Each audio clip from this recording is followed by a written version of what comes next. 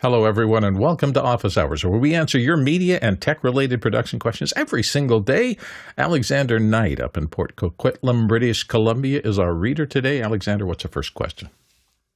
First question is coming from Alton Christensen in New York City, New York. Is OWC SoftRAID Premium worth it at US $149 plus $80 a year ongoing versus built-in macOS or something else? And Alexander Knight is going to right around and answer the question. Alexander, what do you think? I haven't actually used it, but I own OWC hardware and I trust OWC products. The main advantage, and I just had a quick cursory glance at it this morning when you posted that question, and let me just go to it right there. First of all, it seems that it's cross-platform compatible, so it actually has like a drive sharing technology that'll work across macOS and Windows. Has a pretty cool interface as well, so it gives you really good information and stats about the drives. I've used macOS RAID stuff, but this looks like a more robust tool. And then also with their proprietary driver, they claim to have much higher performance of your RAID array with this. So I'd have to test it, but I mean, it's OWC, so they probably have a pretty good track record. They do have a trial, so you may want to set up a test machine with some spare drives and throw it at it and see if it works for what you're trying to do. Yeah, I've had the same experience. Larry and his team at OWC has been on the show here, and I think everybody who has seen him is impressed with the technical expertise at the top of the organization, and everybody I've ever known has been associated with it, and every product that I've ever purchased from, and I have probably 7 or 8 things around me from OWC in terms of both USB-C Thunderbolt interfaces and also drives or drive arrays, things like that, has been really very well engineered and has lasted really well. I think almost everything I've ever bought from OWC is still operating, and some of it goes back 4 or 5 years. So the company as a whole, I trust about as well as I do any other vendor in the whole firmament. I don't know about the subscription and that particularly. I don't use the SoftRAID, but generally speaking, I've had nothing but good experiences with their company, so I tend to give them the benefit of the doubt that whatever they're going to put out is going to be pretty solidly conceived and executed. Next question. This next question is coming from Guy Cochran in Seattle, Washington here on the panel. How do technical directors train to become skilled? I'm sure there's not just one way, but Courtney Gooden's going to give us a suggestion about how he sees it. Courtney? By listening to their wife closely. Yes, honey. Yes, I'll do that. Okay. Yes. All right. Yeah. Take out the garbage. Yeah. Got it. Does your leg feel longer? It's being pulled.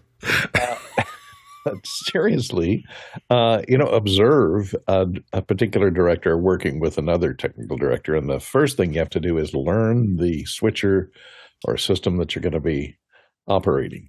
Learn it inside out. Learn it to the point where you can almost operate the panel, the switch panel, with your eyes closed, because know where all the buttons are with your fingers, know where the preview bus is, know where the program bus, know where the take and the mix is, and know where the MixEffect buses are and how to set up MixEffect buses. Know that inside and out, so that you can do it. So that you're not thrown if the director suddenly shouts out, give me a lower third on camera 3 and take it. You will have it set up and ready to go to easily. So it's a matter of knowing the switcher, inside and out, and then being able to watch the director and see how they call the shots to learn his pattern nomenclature, his or her pattern and nomenclature, so that you can kind of feel when they're going to go to a certain shot or feel when they're going to ask for something. That's how I trained as a technical director, but that was 45 years ago. Things may have changed since then. Well, Alexander Knight, do you have any other suggestions? Everything Courtney said, of course, and when it comes to technical directing, it becomes it also depends on what your workflow too is and what level you're going to be playing at. Admittedly, I play at an extremely low level with my podcast, but I mostly do a software-based switching workflow. So one of my own shows, like I co-host my own show, and I have to switch the show live as well, and pat my head at the same time. And sometimes it's a bit of a challenge. So if I'm a little late on a cut, I just say just cut me some slack, just a little bit. But practicing it yourself in your own setup is really, really helpful. I think joining office hours, a team like this, joining the volunteer group, training under more experienced people as well. This is a great place to do it because honestly, this is kind of a hard industry to get into. And I imagine that, if you want to play at a much higher level, that's really tough. So I think joining a volunteer group like this is a perfect opportunity if you want to learn how to do it. Yeah, I will say that the practical experience is just about all that matters if you want to get into a technical director type position somewhere. You have to do the job somehow. It used to be incredibly difficult because if you couldn't talk your way into a TV station or a production facility, you couldn't even get your hands on the stuff to learn how it really worked. So that's how almost everybody I've ever known in the early parts of my career, they somehow managed to find a way to look over somebody's shoulder, and then eventually they were allowed to get in the seats. And I can't tell you the number of people I know who started out as a tape operator or something else, and they showed interest and they applied themselves, and they came back again and again and again until they let them touch the board, and then they let them spend time in the middle of the night on the board, and they eventually learned the skills just through force of will and effort. It is a little bit different now because we have all these small, less expensive versions of things. I mean, you can learn some fundamentals of switching on a little ATEM or something like that. I mean, at least you can get the very beginnings. But to get up to the level of the big things, you do have to get to those boards, and it's exactly what has been said by Courtney and everybody else. You have to learn it like a pianist learns the piano. They don't think about what key to press when they're playing the piano if you're a concert pianist. You're thinking now about emotion and timing and pacing and things like that, not how to push the keys. And it is, I think, the exact same thing that I've seen from technical directors. The brilliant ones just almost have that mind meld between often a director and the technical director. You're anticipating, how that director works, and you're anticipating what they're going to want next, and you're preparing for that. And if you've ever watched anything like there's YouTube videos on the switching of the Super Bowl, it's almost like a dance. It's almost like a mind meld. And the only way you achieve that is doing it over and over and over again until you don't have to think about how to do it. You just think about why to do it, and you react. So good luck if you're heading in that direction. Yeah, it's a great question, great discussion topic, Guy. Thanks for putting it in this morning. Next question. This question is coming from me. Courtney, is there a way to completely get rid of Bing search results in the Windows 11 Start menu? Oh, Courtney, can you help him out? It's not easy. It's a virus. It's a virus, by the way. Windows 11 defaults to Bing search and Edge for the Start menu. What you can do is you set your default browser to be Chrome, let's say, or Firefox, something other than Edge. And within your default browser, so you set it the default for all HTML, SS, HTML, all those file types to be Chrome, let's say. And then you set your default search engine in Chrome to be Google search, let's say, if that's the search engine you want to use. And then you have to use a third-party app. And here's one, called MS Edge Redirect. You can find it on GitHub, that will direct all search URL requests in the Start menu to your default browser and your default search engine, but only running that third-party program called MS Edge Redirect will intercept those searches. And what I do is I don't ever use the search bar in the Start menu. I just have Chrome open, and right in the URL, I just type all my questions right into the URL line, and it'll default to Google Search and Gemini automatically, whatever you type in there. If it doesn't resolve to a URL itself, it will hand it over to Google Search and search the internet. Now, it's not good for searching local files, which is what you use the Start menu for if you're looking for a file on your computer, but that's really Windows Explorer, and it doesn't really make much difference and it will default to Edge if it doesn't find the file or what you're searching for on your hard drive. But I always start just in the URL of Google. Yeah. Hopefully that helped. Don't forget, we're taking your questions always. That's how this show runs. I mean, it's entirely based on your questions, so you can ask about questions. Yeah, ask your questions. You can chat about them. You can vote on them in Mukana. And voting is important because what we has the most votes we get to quicker and spend a little more time with. To do that, go to officehours.global/join on any web browser. That'll get you kind of the front door of the Office Hours operation.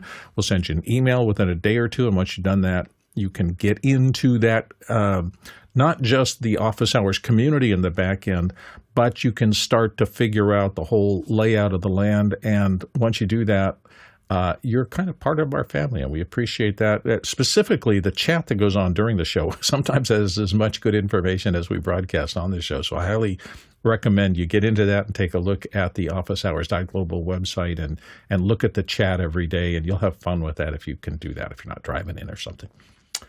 Next question. Clive Kitchener in Souk, BC, Canada. What's the go-to these days for batteries? AA, lithium, alkaline, or anything new on rechargeables worth looking at? Jeffrey Power is going to start us off here. Jeffrey? Hey, Clive. How you doing? It really depends. And it depends on the requirements of your device and a lot more. If we're talking AA batteries, you have the regular AA's. And I was trying to find the ones I actually have. My Nest Protect actually requires these specific Energizer batteries. They have like a little notch towards the back end of it. And that's because it is it's made with a zinc chloride system that basically protects the battery from breaking open and ruining your devices from there. You can't put a regular battery into that, and so therefore you have to use these specific batteries for that device. And of course, with other devices, they might just require standard AA batteries or anything like that. On the battery itself, just general batteries, there's 3 different versions of them. You have lithium ion batteries, you have lithium phosphate batteries, and then what's called lithium polymer batteries. So lithium phosphates are great for batteries like this one right here, bigger batteries that are meant for storage, for running larger things for vehicles, stuff like that. Lithium ions are great, are usually in your phone and your laptop. And then a lithium polymer battery will be the small weird things, like if you have a battery in your glasses, or the little microphones, the 2.4 gigahertz microphones, things like that, because they can conform to whatever electronics are around there. So as for newer strides from there, they're always making strides from battery technology, just improving those 3 different types of battery systems. And so that's nothing really new to really talk about, but those are the 3 that you would look for. I usually try to get lithium phosphate batteries for anything that is going to be used as a general purpose, if I need to charge up a camera or a refrigerator for that matter, because they're the safest and you can recharge them thousands of times more than the other 2, and be able to and have a better battery from there. Courtney Gooden? If you're just talking about remotes and things like that, I default to regular alkaline batteries. I don't usually go for the lithiums. The lithiums will give you, double the length of time, the disposable lithiums, not the rechargeable lithium ions, but the disposable AA and AA and AAAs. If I have to use them in a wireless mic, for example, I might use lithium batteries because they cost like 4 times the price of a single alkaline battery. But they will last twice as long. So if you're in a situation like a TV show that's going to last an hour and a half, I might use the lithium batteries, because they are less likely to go dead on you in the middle of the show and will last throughout the whole show. I usually buy Kirkland alkaline batteries because they're cheaper and made pretty much as the same as the Everetys, I think, is a supplier on them. They vary their suppliers on who manufactures those Kirkland batteries. Or you can get the Duracells at Costco at a pretty cheap price. And the Duracells don't leak as readily as the Kirkland batteries do. So that's what I use for that. And for rechargeables, I have a lot of those 3110s or whatever, the 3-volt rechargeable lithium-ion batteries. And I have rechargers for those. For things like flashlights that normally take 3 AAAs, we'll take those lithium-ion batteries. That's my go-to. I don't use any more exotic ones. Lithium phosphate, the ones that have come out since then, since they're a little harder to get chargers for and they don't necessarily fit in all equipment. They do come in standard sizes, but they're a little harder to find and harder to find chargers for. Next question. This one's coming from Douglas Carmichael. Could increasing on-device genAI make genAI more sustainable? Jeffrey Powers, what's your thought? Absolutely. There's no doubt on that, because if you can have your questions resolved by your device, it's going to be super quick. It's not going to take up any bandwidth or anything like that. It's just going to be done on the device, and it's a single task. So yes, the more that it knows to be able to answer from there, the more it can. The only way that might flip is if you ask, let's say you ask, what color is the sky? And then it comes back with blue through the phone rather than going out and asking a server. But then it would say, well, this person might ask this question afterwards, so I'm going to go out to the server and pull down some more information just in case they ask, well, what also is in the sky? And then I can say clouds. So in a basic form, yes, it's having it work on the device over the cloud is going to be better. It might not be faster, but it will be better, because if you're in a dead spot, you won't need the service to go out and ask a server what color the sky is. Courtney Gooden. It's purple, or today in LA, it's gray. You don't even have to search. As far as sustainable, let's put that in air quotes, if you're talking about energy consumption, you still have to train the models on big servers using a lot of power. And so you're not going to do that on your local, phone. So to train the models, that consumes most of the power. So just moving everything to on-device search isn't going to solve the training problem and the compression problem and the refinement problem of all the tokens that are used in that compressed model that you might be able to squeeze into RAM on your local device. But that compression is going to eat up a lot of power. As far as queries go, it could save you some, because it doesn't have to go up to the internet. It doesn't have to use, the broadcast airwaves to take up bandwidth to go look it up on a server somewhere in, another state perhaps, to give you your answer. So it depends on what you're searching for, how accurate you want. And as far as generative AI, if you're going to be generating images, I don't think that's going to work locally, because you're not going to be able to maintain a big enough sample database into RAM on your particular local device to generate really cool looking images. Jeffrey Powers. I'll add one more thing. It's actually an article, I think it was on the New York Times. I can't show it because it's behind a paywall, but it was basically an article saying that you should you ask thank you to your personal assistant, because especially with ChatGPT, they noted that how much it actually costs for you to say thank you to a ChatGPT, to an Alexa or a Siri or anything like that. And so they gave the pros and cons back and forth. But the bottom line is, every time you just press the button and say, well, thank you for that, it's going to go out to the server and come back with a response. If that was on the phone, it wouldn't have to do that process, and therefore will save you time and money and save them time and money. Next question. Paul Vahus in Austin, Texas. I've never been as jazzed up about a tripod as I am this one. Little Jimmy Chin on YouTube rolls it out with regular Jimmy. Does it appeal to you too? I took a look at this. Let me see if I can pull that up. My feed isn't coming in from my iPad. Sorry about that. It looks like one of the many tripods that I've seen come out that starts its form factor as almost like a little stick or baton, and then the legs fold out from that.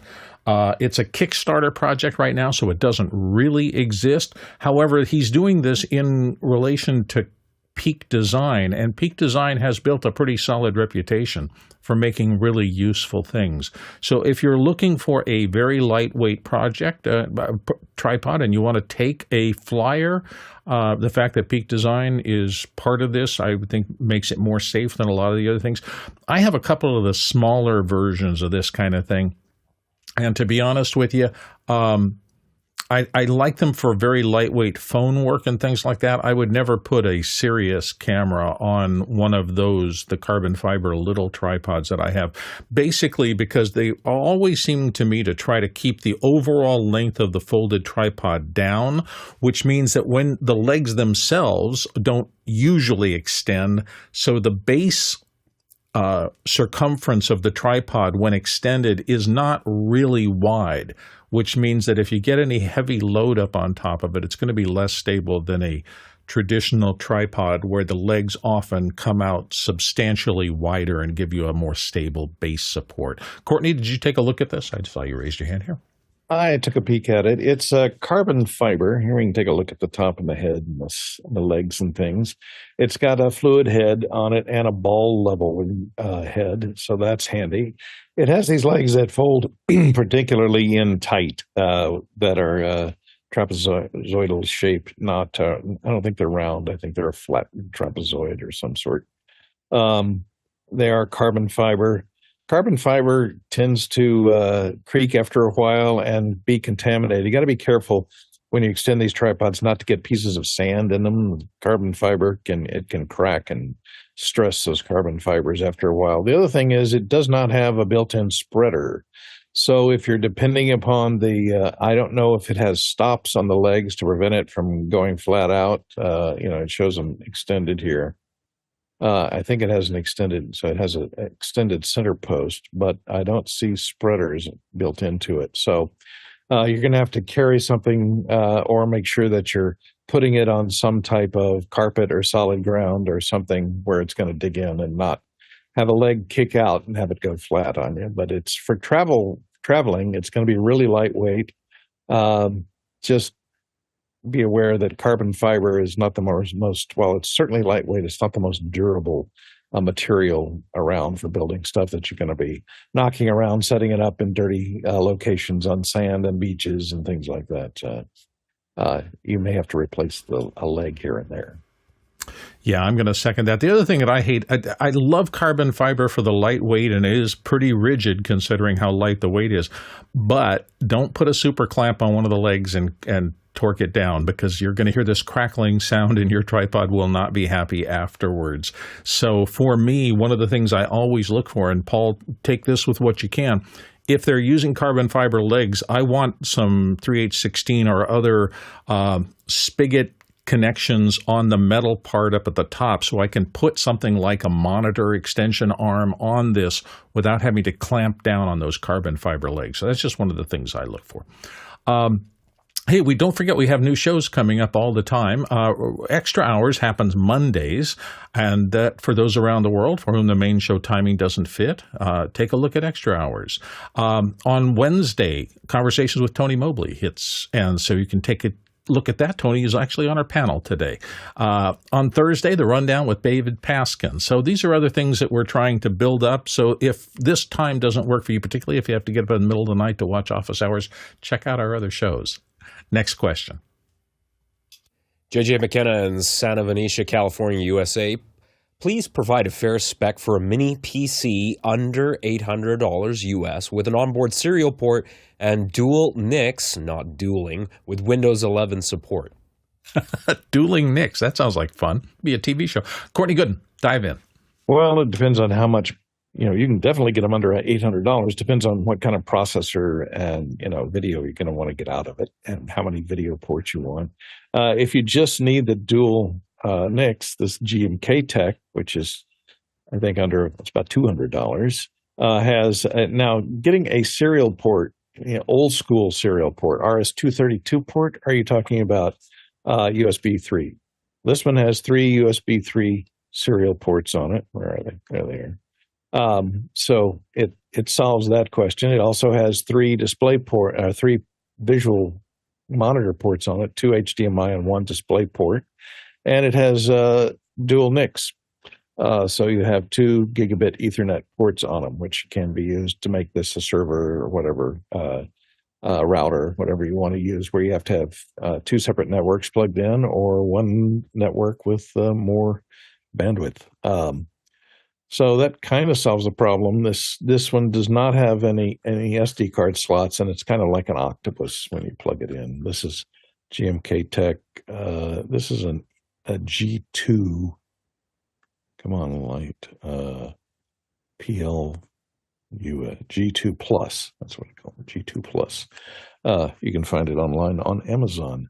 But if you need something with more, that is a quad-core Celeron, so it's not a really super powerful processor, but it does pretty well, and it has the built-in GPU is an Intel GPU with 28 cores or execution units on it, and it does onboard H.263, H.264, H.264, H.265 encode and decode. So it might fill the bill. Otherwise, go to the Minis forum, and there you can shop amongst a lot of little mini computers of all different types of collections for up to about $800 easily. Jeffrey Powers. So you could do a lot of different things. First of all, the serial port, you don't need to worry about that too much because you can get a USB to serial port adapter, plug that right in, and that's not a problem. Dual NICs, same thing. You can use USB to bring that in. I found this is actually a Vislink GTI 13 mini PC, and it has an Intel Core i9 processor. It's got 32 gigabytes of DDR5 RAM, 1 terabyte SSD in there, Thunderbolt 4, so you can put into a dock that has dual NICs and has and whatever you need from there and be able to do that. Wi-Fi 6, 2.5 gig LAN, and triple display options, so your graphics are going to be pretty decent on that. But that was about $600 for that little guy right there. You could also probably see what they'd have for Ryzen alternatives, because they would offer probably a little bit more of a discount in price. Next question. Tommy Johnson, St. Paul, Minnesota, USA. I'm having difficulty moving my buttons in MixEffect. Is that possible? And if so, how does one do it?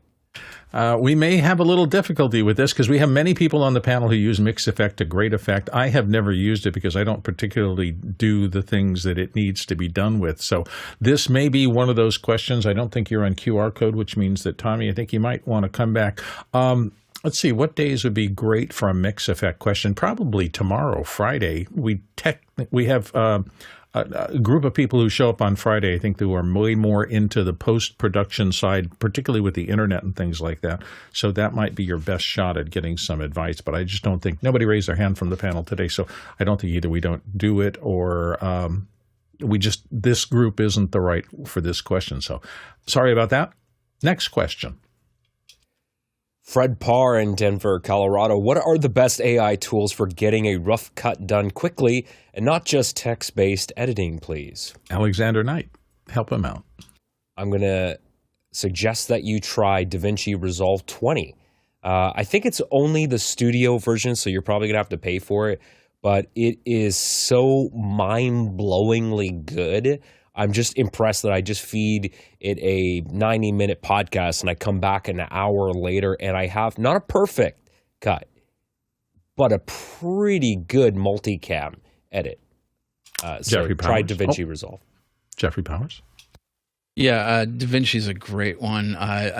Adobe's okay. It needs to a lot of work from there. And it really depends on what type of content you're trying to do. If you're doing vertical video, even some horizontal content, you can give something like Opus Pro a try or Descript, because they both have AI functionality to it. But it really depends on what you're trying to cut. Are these going to be long form videos? Are these going to be short videos? What's your ultimate goal in using this so you can make your workflow go a lot better? Yeah, and this is personal to me, but I don't use any of them and I never will. And here's the reason for me. The kinds of video I make require me to look at what's been shot with a critical eye and make a whole bunch of decisions about that stuff before I ever start a timeline. And to me, that is one of the great joys of editing, is exploring footage and trying to figure out. The program I use, Final Cut, allows me to tag things so that I can take notes essentially as I go through the footage. And if I do that properly and I've gone through and identified the best of everything, I can do a rough cut in a keystroke, because I'm going to go take the things that I thought were the most important and I'm going to auto-enter them into the magnetic timeline, and it's going to string them out as a string out, and that will be the rough cut that I start with. But I can't imagine offloading that to something else that doesn't have the same kind of judgment. Now, another caveat of this, those are the kind of programs I do. There are other people, and I think Alexander's was a great example. You're doing a long podcast, and there's going to be highlights, and there's going to be lowlights and periods you want to get out. And maybe in that particular case, AI makes great sense. I get paid for making bespoke choices about what to include and what to leave out. So the idea of outsourcing that just makes me cringe. I don't think I'll ever do it, but we'll see. Maybe I'll prove wrong. Next question. This one's from Paul Vaugh, who's in Austin, Texas. Do you see MEMS mics enabling next-gen AI pendants and other AI recording devices? Courtney Gooden, what do you think? Well, MEMS microphones have been around for a long time. It's what they use in your cell phones generally. It's tiny little electret condensers that are built using a chip-type technology, chip manufacturing-type technology. And you can put, because they're fairly low power and fairly cheap to manufacture onto a circuit board, you can use them. You can set up a mic array for picking up a sound field, and then use intelligence to use steering to steer the directionality of the toward the overall sound source, to use it for eliminating background sounds, and AI can be used to then further process that sound. They have, because they're so tiny, they have a very high, and the diaphragms are microscopic, they have a very high signal to noise, maximum SPL, so you can use them in very noisy environments, whereas microphones with a large diaphragm on them could be bottomed out by loud noises like jet engines, things like that. So they're useful in industrial situations that are high noise, to be able to use multiples of them to filter out background noise, to try and use AI to try and capture the voice within all the noise. So yep, they're using them more and more. They're used in all those home assistants that you use and shout at, because they can tell which direction you're speaking at them from and isolate you out of the noisy environment of the TV being on and somebody running the vacuum cleaner in the background, et cetera, et cetera. And don't forget, your questions do drive everything we do here. I'm just making sure that I've got the correct screen up so I can push this button and set up the QR code for you. There it is in the corner of the screen. That will get you into kind of the quick system for questions here.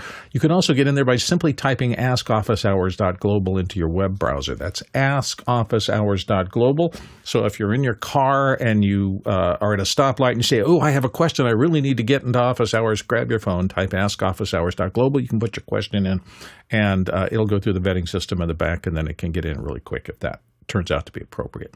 Next question. Aaron Cody in St. Louis, Missouri. In a moment of weakness, I agreed to a client's request for another significant discount on their upcoming event. Later, I ran the numbers and realized that I'll lose money on the show. Is it ever appropriate to go back on a verbal agreement? Jeffrey Powers, your opinions? Yes and no. That's my answer. The reality is it's a verbal agreement.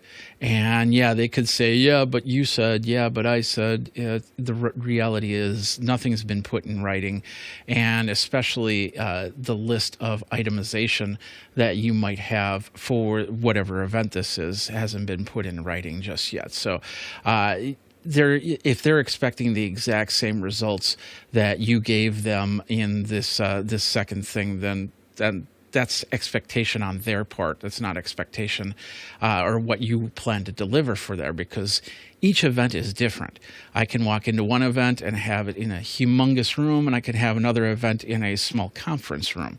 And that's going to require different cameras, different microphones, different everything from there. So verbal agreements to me is, yeah, I'll give you a significant discount, but if it does cost me money, then we're going to have to talk about that and reduce some of the stuff to make it something within my budget.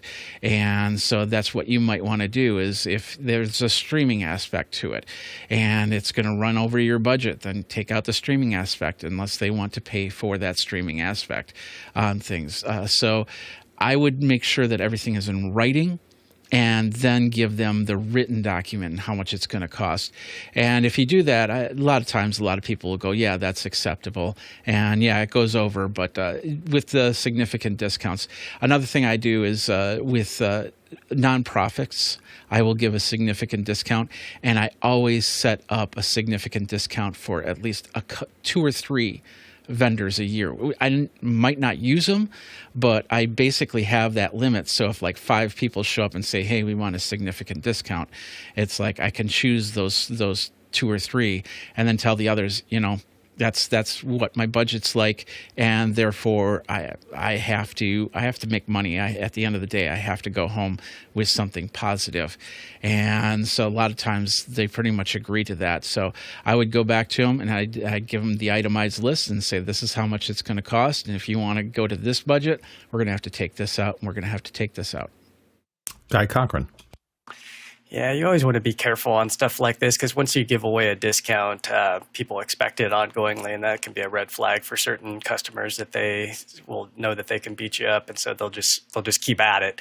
But you also got to look at this as what we call the long-term value of a customer, because if you know that you can make it up on the next one, and some people use that line all the time, we'll make it up on the next one, but if you did it to yourself, then you're pretty much under the obligation, especially if they already booked. You can't say no unless you have a really good working relationship with them and you've been working with them for years and you trust them to be okay with you maybe sharing your numbers and say, hey, I didn't pad enough margin in this to make this thing flow. And either you have 12 more gigs booked out for the next 2 years with them, and that makes sense. The other thing to be careful of, though, is your reputation, because if you do this and it gets word around town is that now you're the guy who dumped this gig or did a poor job because now you're mad that you are going to lose money on this gig, but you did it anyway. So you just got to be careful with the long-term impacts of this. It's not just a short-term decision. It's a very long-term one. Courtney Gooden. Yeah, this has always been dangerous, as Guy said. It's, if it's a prestigious job, there are certain prestigious jobs that, and this, if you perform teleprompting services, let's say for the Academy Awards, a lot of times they will say, you'll just do it for the credit.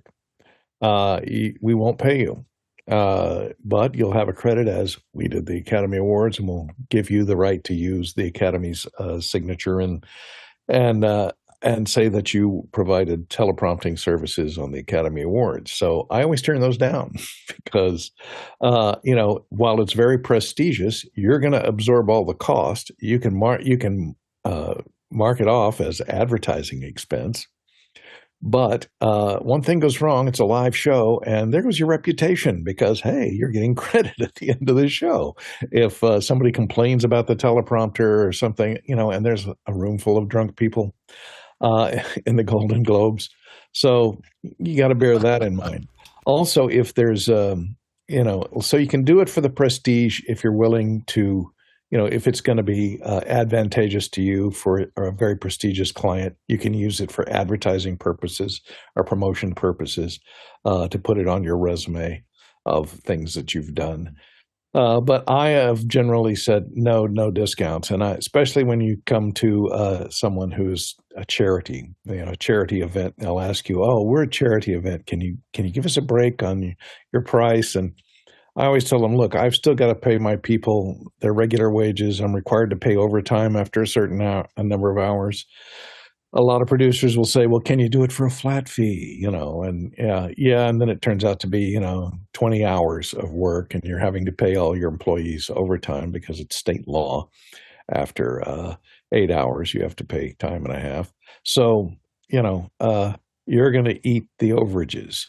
So unless you agree on an overage account, so you'll do it for that price, But if it goes over budget, they're going to have to kick in some more money at a certain point as an overage.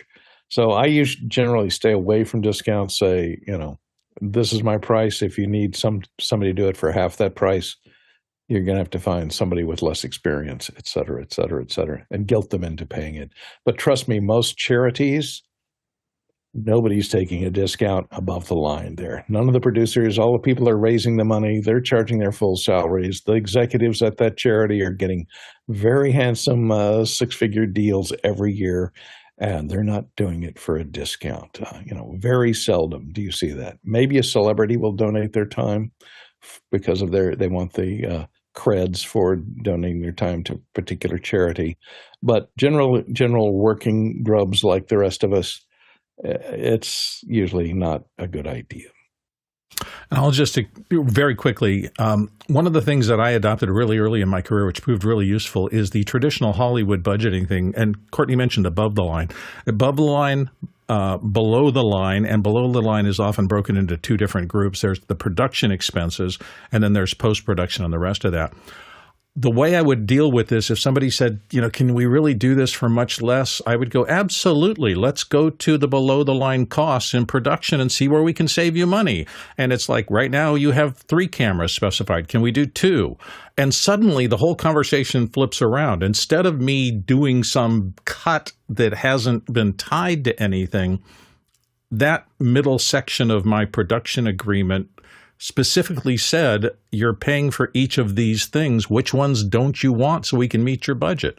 And then it puts the onus back on them to decide how much or how little production they want from me. That always proved to be very successful for me, very useful, and solved a lot of those problems. It became less a, can you do this, and more, can we do this together by changing the scope of work? Courtney, you want to make a quick comment on that before we move on? Yeah, one thing I just forgot to mention on working for charities, if they're asking you, because it's a good cause, and if it's a cause you believe in and you really want to help out their cause, I make an agreement with the producer who says, I really believe in your cause, but I'm going to bill you our full amount. You're going to pay that full amount, and then I will write a check, a personal check to the charity for X amount of dollars, a percentage of that, let's say a percentage of that full amount, in a donation back. That way, your charitable donation is deductible. You cannot deduct work as a charitable deduction on your taxes. So it's not going to help you out to say, I'll take 20% off and then I'll deduct 20% of that amount as a charitable donation. If it's on an invisible and on an invoice and not on an invoice, it's not deductible.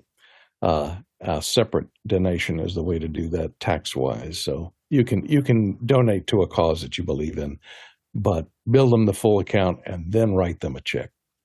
I did exactly the same thing, and I got invited to the year-end banquet because I was one of their largest donors because I had written them a check for, I think, 20% of a relatively large job. Hey, if you value what we do here, there are a few ways you can help. You can like and subscribe to our YouTube channel. You can volunteer at officehours.global/volunteer and become part of the team that makes all this possible. Or you can donate simply at officehours.global/donate. We are a 501c3, so it is deductible. Check with your accountant. Next question. Richard Wells in Tacoma, Washington. Gratitude. Any interview questions recommended to ask when applying to do AV support with new companies? Example, do you store gear on site or in an external storage container, etc.? There's so many questions. The longer you're in this business, the more things you run into where you go, I should have done that. And you start adding it to what you regularly do. AV support, I know Courtney's been in this for a long time, and it's been interesting talking to him over the course of the last few years about the number of storage units and is it time to get rid of a storage unit, and just these kinds of questions about how do you take care of the depreciating assets of a business, protect them, and also understand how to keep them in operation so they don't depreciate out from under you is its own art and skill, in my opinion. Courtney, you want to weigh in on this? Yeah, you mentioned storing gear on site. That's another thing to take into consideration. If it's a multi-day, if it's a multi-day shoot where you're going to be going to the same location on multiple days, ask them if it's okay or if they will provide a secure location to lock up the gear overnight, or they will provide a security guard. Let's say you're setting up on a stage and you got, 3 cameras and tons of cabling, and, it's going to take you half a day to set up, and then you're going to come back and shoot the next day, let's say. Make sure that they have overnight security, a security guard booked, or the ability to hotlock the stage to make sure that they are responsible for safekeeping of that gear on their premises, because that can be really tricky if suddenly somebody breaks in and you go in the next day and all your gear is gone. And of course, nobody wants to go in, set up, do 4 pages of dialogue or 4 pages of whatever industrial that you're shooting, and you're going to come back to the same location the next day, having to wrap everything out, put it back in the cases, put it in your car, transport it home, transport it back the next day, unpack it all, set it all up again. You lose tons of time in doing that. And if they can just provide a security guard or overnight secure location, that helps a lot in improving and shortening your production schedule down to from 4 days to 2 days. Hopefully that helped, Richard. Next question. Blaine Thomas in Antigua is asking, I have to live stream a program in an open park. Any ideas to have isolation for the director and technical director? Guy Cochran's going to help you out with the first part of this. Well, if it's outdoors, a little tent would be nice, just to get some reprieve from any sun or any kind of rain that may occur. So be ready with some sandbags and a tent. Maybe get one with some sides to isolate. You can also, the key to the whole operation is comms. So comms with a boom mic right next to the mouth, and you could be pretty quiet, even if there's somebody presenting not too far away. As long as they're aware of their surroundings, they don't have to be yelling, go to do, they don't have to get super, super loud if they're aware of their environment. But yeah, I would say a tent and comms is key to the operation. Jeffrey Powers. Distance is also a very great factor in all of this. If you can put them in a place that does not go into the direct line of sight and direct line of audio, then you're good to go. Like, for instance, we don't know what this is if this is a wedding or a play or anything, if there's going to be an audience out there, if you're going to have a PA speaker set up from there. But let's say you do. Let's say it's just a standard wedding, about 100 chairs in front of the area, and a couple speakers that are pointed at the crowd. You put the TD and the producer on the side, and then they're not in the direct line of fire from the audio or the video, for that matter, because you don't want them to be in any type of shot. So, and then of course you put them a little bit farther back, and then they're watching the screens. They're not watching. They have a direct line of sight to the production, just in case they need to look at something, maybe figure out a camera adjustment or anything like that. But the whole point is that they're out of the way of both the audio and the video. Therefore, they can work a little bit better. And yeah, like Guy said, have a tent, a little pop-up tent. Of course, weather permittent, because sometimes if you got high winds, a pop-up tent will just blow away. But having the right equipment to keep those people safe from the elements is an important thing. Courtney Gooden. Yeah, it kind of depends on if there's a road nearby or a parking lot nearby your tent. You could use a tent if there's no access to it via a road or parking lot. A lot of times we will bring in a fifth wheel or an RV and operate out of an RV, and either a gutted RV or one that has a lot of its internal furniture not put in there, so that we can set it up. And the RV route does take into account that most of them have air conditioning in them. So it's going to get hot inside a box that you build, inside a tent that you build. So, if you tent it off and seal everybody in, you're going to probably want to pump some air into there, cool air into there if it's in the summer, or warm air into there if it's in the winter. So creature comfort is another thing to consider for the people that are going to be operating in the tent and or fifth wheel, or in a pinch, we've used a box truck, and just set up a switcher and so on in a box truck and left the back end of it open. And that way, in case it starts to rain or something, you're okay in a high wind. It's not going to blow away unless it's really, really high wind. Then you're going to have to head for the hills. But that's one solution, and just bring extra long cables if you can't park the truck really close to the actual event itself. Other than that, you're on your own with pop-ups and tents, and make sure you secure those into the ground with stakes and everything, because otherwise the wind comes up, you'll find your tent blowing into the, between the bride and the groom, and they won't like it. I used to have a couple of things that helped me in this. Number one was a huge tub of Duvetine, because most of the tents or pop-ups that I got did not really block enough sun in Arizona to keep my screens clear. So I would do that, then gaff clip a whole bunch of Duvetine over the outside so it became a black cave so I could actually see the screen well enough to do that. And one of the things I used to use on very small shoots was a portable bathroom.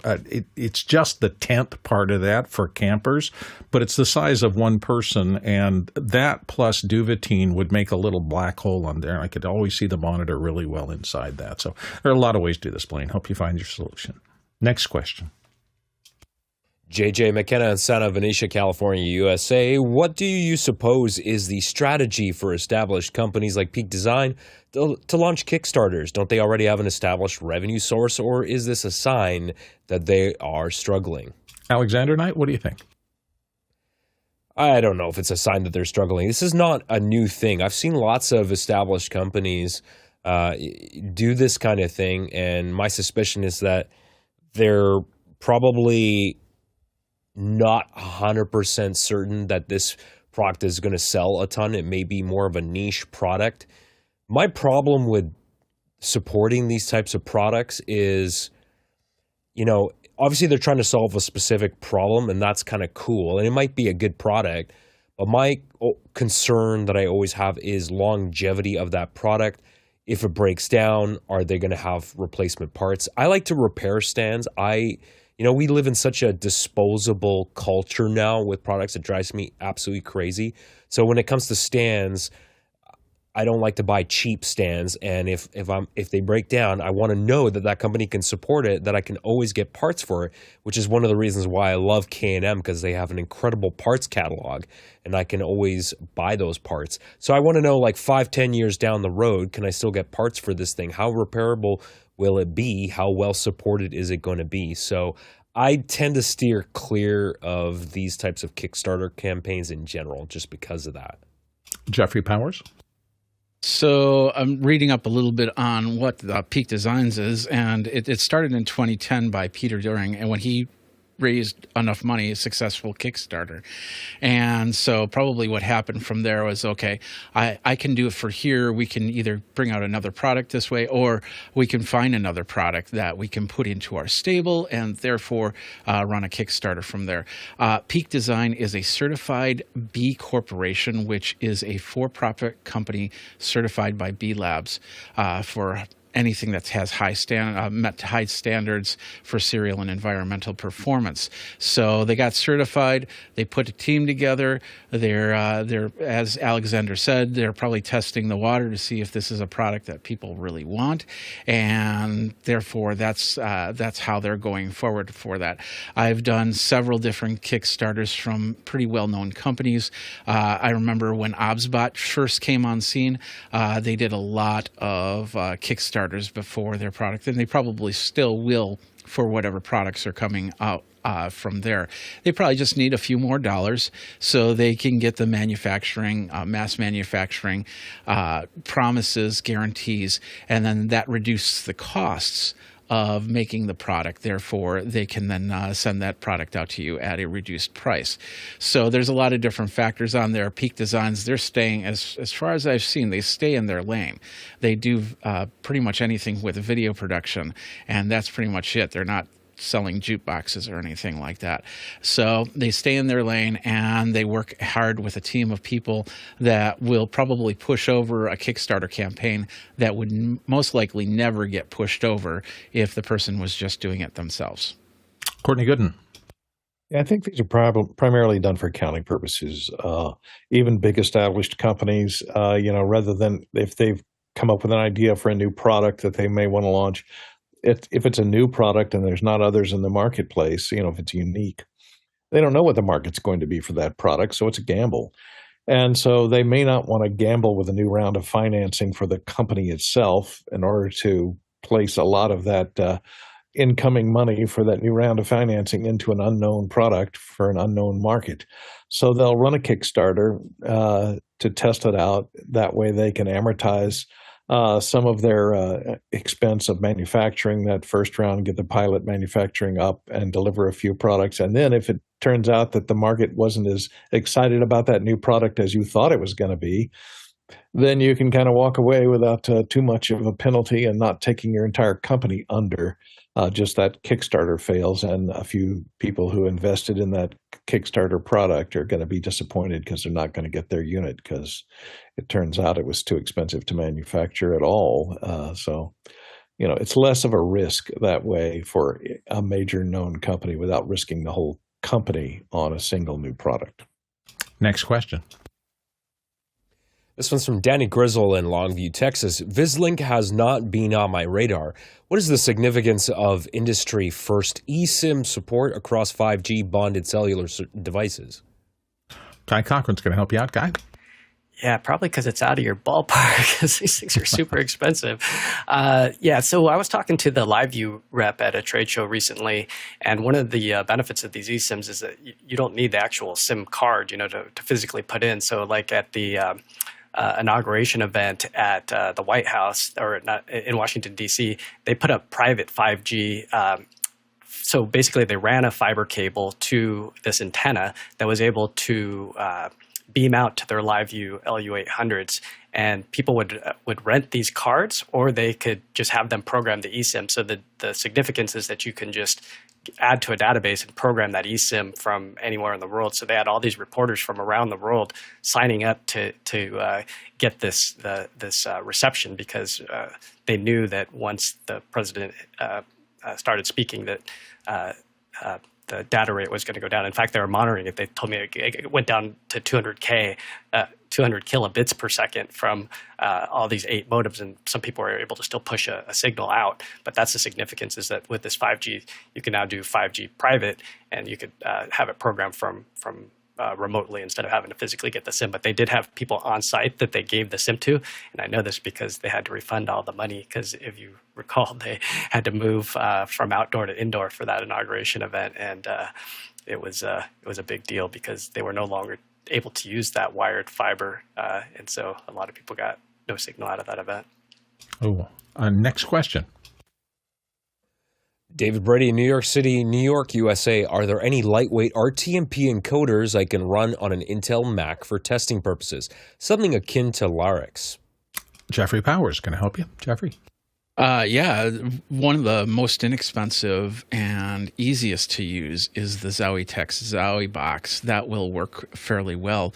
But there's several different options, higher price, lower price. Epiphan, I'm thinking of their Pearl systems that you can use, but I'm not sure if they can come in via NDI, or they could definitely come in RTMP, so you can give that a try. But ZowieBox has pretty much the whole thing: SRT, RTMP, NDI, however you need to push it from one to the other. And of course, you can get an HDMI version or an SDI version. Guy Cochran? I think he's talking about software encoders because he's saying, can it run on an Intel Mac for testing purposes? I mean, I would probably just fire up OBS and just use OBS on a Mac just to push out a basic stream. But I'm not sure what else is lighter weight that would help you out, but that's a software solution that's free. Let's go to our next question. Roscoe Jones in Madison, Indiana. Where do you go for training in a seminar format, i.e. prepared curriculum on a app/topic? And where do you go for just-in-time training for the task you are currently working on? Have you seen an improvement in just-in-time help with AI? Tony Mobley's going to help you with this. Tony? Yeah, I want to say I'm probably not the best person to answer this question, but I think the good news is, Roscoe, is that any specialized training that you need is available anytime. And we have the resources of office hours, and there are so many different people in office hours that are doing so many marvelous and fantastic things that if there is a specialty that you need to explore, you can find some support, encouragement, and guarantee that somebody is doing what you need in the community, even if it's experimental, Guy Cochran. And so there is a lot of different things that you can pull to within the office hours community. If you want to go outside of the office hours community, there's always something new and innovative that's on YouTube, and there are other sources that maybe someone else in the panel can recommend. But I think this is a good time for us to have continuous learning and improve our craft as we move along. Since we only have one more, let's go to the next question. JJ McKenna in Santa Venetia, California, USA. In a recent episode of her show, Jessica Burbank talks about targeted pricing. Have you seen similar differences with fellow production professionals? This is an interesting topic to me because I'm seeing pricing across everything, and I do mean everything, across retail and anything else, because everybody is now digitally connected between the product creation and marketing sides of the world and the consumers. Flexible pricing, targeted pricing, the ability to change your pricing on a dime or on a second's notice is everywhere now, and we're really in a new era. I think we've all experienced wow, I went to the airline to book a flight and it was this much today, and then tomorrow it was less because they saw I had been there yesterday, and now I waited 2 days too long and it's more than what it was originally. We're seeing everything about pricing shift. Courtney, you have a thought about this before we finish? Yeah, I was just going to say, check all your privacy settings on everything, including your television set, because your television set determines ads that are served to you based on which programs you watch, et cetera, et cetera. And if you use shopping on your computer or your phone, turn off the monitoring for ads and or just basically report anything that reports back to the mothership on your shopping or browsing history. Turn all that stuff off. Turn off all the reporting on and turn up your privacy to maximum. And that way they can't really model their prices or change their prices based on your browsing and or your purchasing habits. So if they notice you're buying a lot from Apple, they know you're willing to pay a lot more than it's worth. So they'll offer you the more expensive. Okay, I had to get my dig in, even though Alex isn't here. But yeah, turn off the monitoring of for advertising. That's usually a choice under privacy settings for most websites and or most programs. Yeah, I think the old question used to be, how much does this cost? And on the other side now, the question is, how much can we get right now from this buyer at this moment? And that's a big shift from the old days where what you put on a number on a pricing gun on the product on the shelf was the price. Now you're as likely to find an LED label there that could change between customer A and customer B. It's different world now.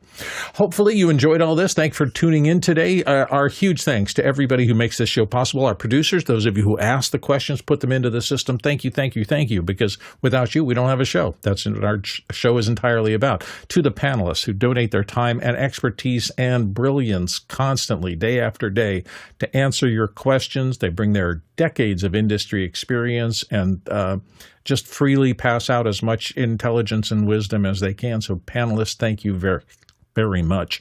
And to our amazing back-end crew, the silent heroes behind the scene who are pushing buttons or in meetings about shows that are coming up in the future. There's a meeting after the show today, and most days some subset of our group donates even more time than you see on the air to help make all this work possible.